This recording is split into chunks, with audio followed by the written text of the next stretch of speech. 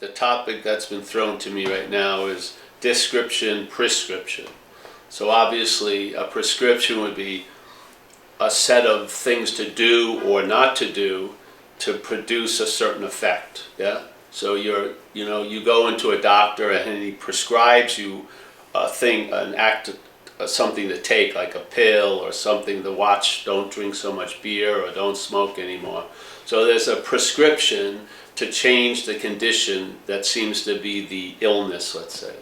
But in our view, the description is more than enough. You just describe the activity that is being used to imply that you're something other than what you are.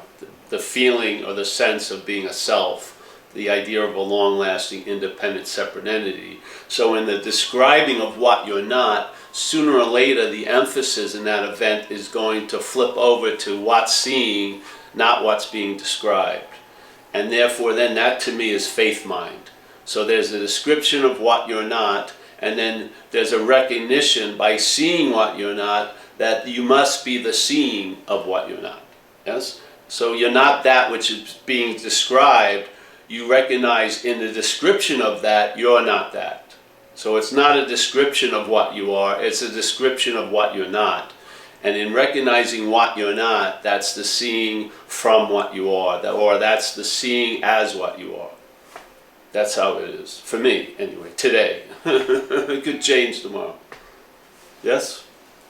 So we can go on with this one, because the prescription, usually there's a description of what's bothering you, but it's not a clear diagnosis, because the sense of being a self is still not being directly looked at. It's saying you're in a, let's say, an unclear sense of conditions that are hiding the self from itself, and that if you get better or you do more or you meditate or you practice mindfulness, you will become that self you want to be.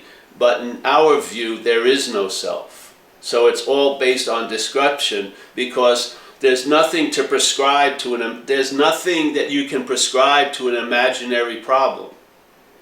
You can't give a prescription concerning an imaginary illness. It's recognizing it's imaginary. That's it. And that doesn't come through taking the prescription, it's hearing the description.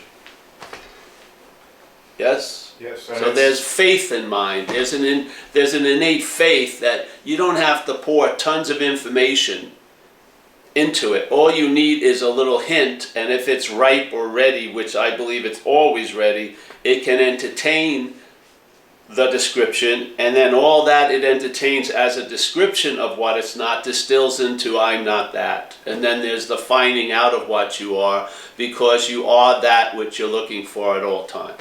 Yes? So you're going to find that out, obviously. Yes, and the whole movement behind self-improvement is the seeking of some kind of a prescriptive way of improvement that cannot be improved. Well, if it's applied to the body and the brain, it will work. But if it's applied to the infinite condition, it will be a disservice. Yes, because it's like sort of prescribing sky to sky, so that it gets to be more sky. Yes, better sky, or better, or clearer, or more open sky. Sky is sky, being is being, awareness is awareness. It doesn't have to become more aware or less aware. That's what its nature is. So it doesn't need a prescription to become more of what it is. It's just a recognition of what it's not. Yeah. Then what you are will become obvious. Yeah, to your reflective mechanism, which is the mental state. Yeah, it will reflect that which it is instead of reflecting constantly that which it's not. Yeah.